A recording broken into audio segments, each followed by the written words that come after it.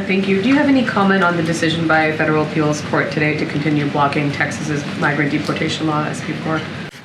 We disagreed with the Supreme Court order yesterday letting the law go into effect, and we welcome the Fifth Circuit and their decision overnight pausing the implementation of it. The former President Trump, told Republicans on the Hill to not move forward with it, to reject it, because it would help us, it would help Joe Biden, and it would hurt him. And that's not who we should be as a country. Now today we had another announcement.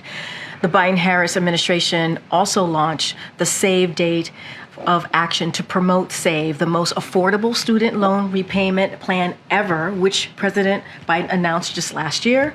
The SAVE Day of Action is a coordinated effort to bring together public, private, and NGOs that could reach 100 million Americans with information about SAVE. Vice President Harris kicked off the campaign this morning, encouraging people to visit StudentAid.gov/save, where they can join the more than 7.7 million borrowers representing every congressional district who are currently enrolled. Thanks to SAVE Plan, more than 4.5 million borrowers have a monthly payment of $0, and an additional 1 million borrowers have payments of less than $100. I'm here on the border in Eagle Pass, Texas, and Brandon Judd, who is the president of the Border Patrol Union, is here with me. Tell me what's making the difference in Eagle Pass compared to what we were seeing here a year ago. It's this infrastructure right here.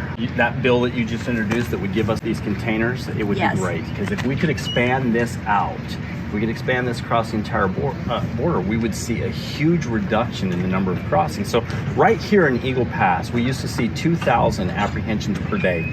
And we've cut that down to about 200, between 200 and 500 per day, simply because of this infrastructure. So if we have this across the entire southwest border, the American people are going to be a lot safer. Yeah, and I was talking with Texas DPS this morning. Colonel said, look, 3 things: the physical barrier, better technology, and more officers and agents. Having this infrastructure is vital.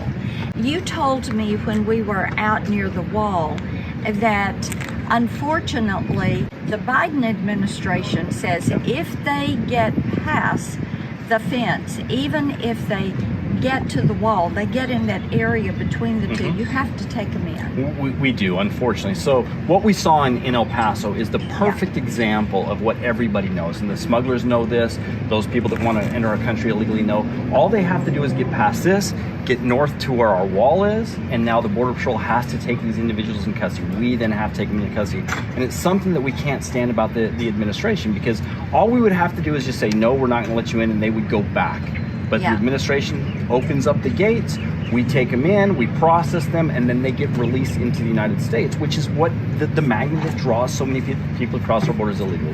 If we continue to reward them for violating our laws, they're going to continue to come.